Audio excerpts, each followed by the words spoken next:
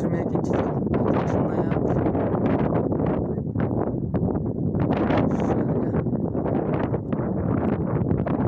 Online станциясын құрып жатыр.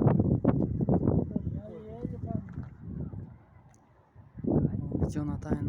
Қырғызстанды сағынғандарға, Охнаны өзгөчө сағынғандарға işte тартып киргизип коеюн деп атам. İşte алыста жүргөндөргө.